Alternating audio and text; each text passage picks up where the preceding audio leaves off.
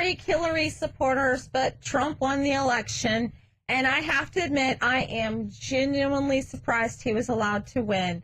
Like many people out there, I've been paying attention to such things as the Electoral College, and I've been learning a lot. And I've noticed little things like many people have without having had to have it shown to me that in order to even become president, you have to pretty much be part of the family, because a lot of people don't realize that America appears to have a royal family. But that's okay, because Trump and Hillary are cousins. So the royal family stays in place, guys. And so for you Trump supporters out there, I know that you're celebrating. And I don't know. All I can tell you is when it comes to the election, I voted for what I could only figure out was the lesser evil. I did not feel like I had a positive option to vote for at all. And this was looking at all the candidates, not just the big two the media was pushing. And I don't know. People are like, oh, there's going to be change. And so I'm here to remind you that we think that every election. And then, oh, yeah, there are changes. Oh, there are changes. But they're never really good. And they think, well, I've got this, I got a consolation prize. I got this program that I wanted. Meanwhile, there's 20 other programs that you didn't want that were passed that are restricting your way of life or whatever. But here's something that I was just made aware of this morning. Apparently, several states, I don't know if all of them, but several states were proposing amendments to their constitutions. And I had a friend in Florida who had looked it up on her ballot, which you should do. You should research what's going to be on your ballot before going to vote. And she said that the amendment proposed on her ballot was for something that already existed. And so for people who were not, for those that do pay attention to the little details, I wonder what we were being distracted from. Because with so many amendments to constitutions, and I'm given to understand it was definitely more than 2 states, and one of which at least was for something that already existed, knowing how our politicians play very constantly the tactic of slipping things into bills that have nothing to do with what slipped by us that we don't know about because they were counting on the voters being ignorant.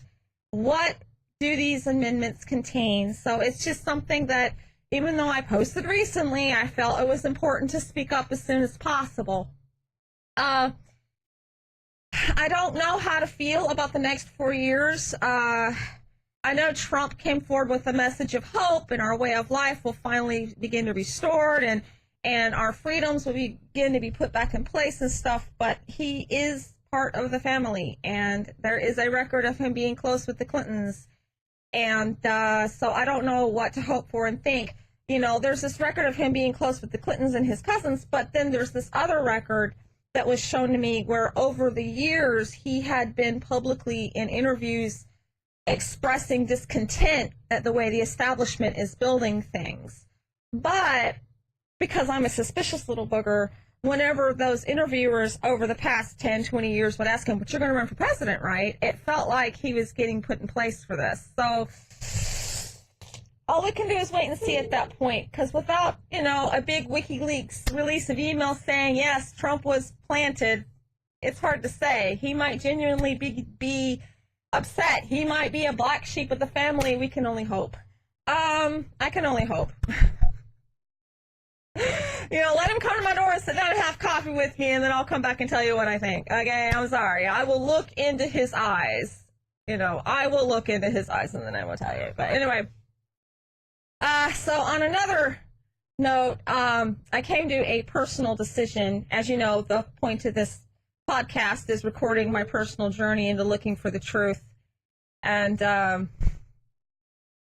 it involves the hybrid daughter that I've been talking about, because I had been trying to find out some information and I couldn't contact her mentally. I couldn't seem to reach her or feel her the way I'd always been able to do as a kid, growing up. And the fact that I hadn't seen her when I was 15.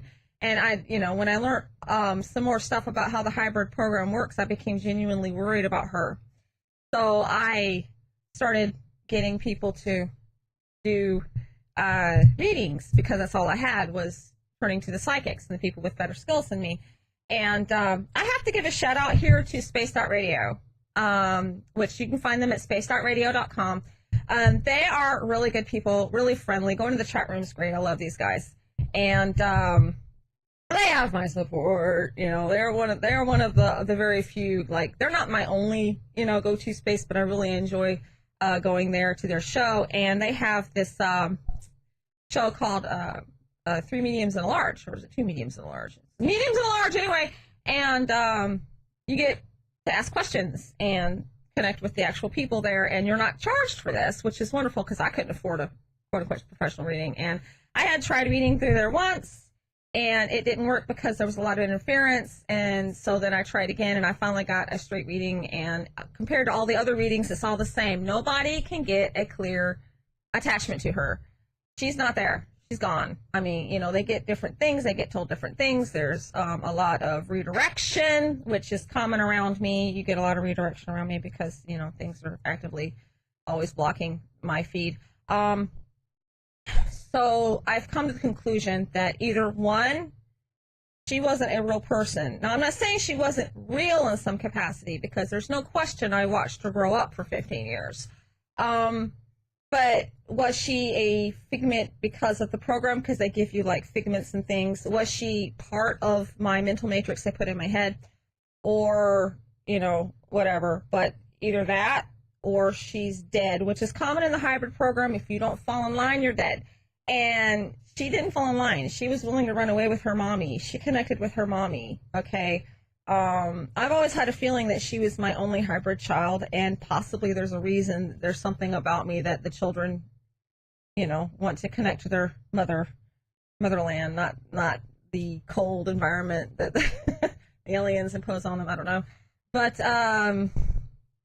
so either she's dead or she wasn't completely real. And I've had to come to terms with this. And so the past couple of days have been incredibly sad for me, that, you know, there's this thing, because she was always something that was in my heart. And so now I have to readjust and figure out, do I get I mean, the fact is I should get angry either way.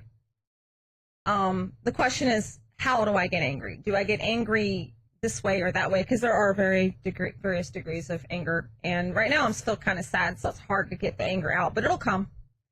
It'll come, and I'm looking forward to it, because it's anger that protects our freedom sometime. So, you know, as far as recording my journey, there is this. And, you know, this is why you have to examine every aspect of what you remember, everything. And you have to examine it and re-examine it and re-examine it, because you do not want to lie to yourself. There are a lot of weird things out there. And, you know, hybrid children are probably the least weird of some of the other stuff out there. But swinging back to the here and now, you Hillary supporters need to chill the fuck out and stop your name calling. That's why people were alienated in the first place. Yeah, you're angry you lost, and you're really pissed, and you're acting like children, and who wants a child in office, okay? And if this is what her administration would have been like, then thank God she lost. And you Trump supporters that are gloating and being sore winners, oh my God, stop it and grow up. How embarrassing. I mean, it's like this after every election, but I think this is the most hate-filled one we've had. And you guys, you're falling for the rhetoric, and you're falling for the media split, and we're going to end up in a civil war because some newscaster told a lie on the television. Just stop. Stop it now. Stop. Okay? Everybody knows that within a year, everybody's going to be hating Trump and blaming him for all of our problems. So what the heck, guys? Just come on.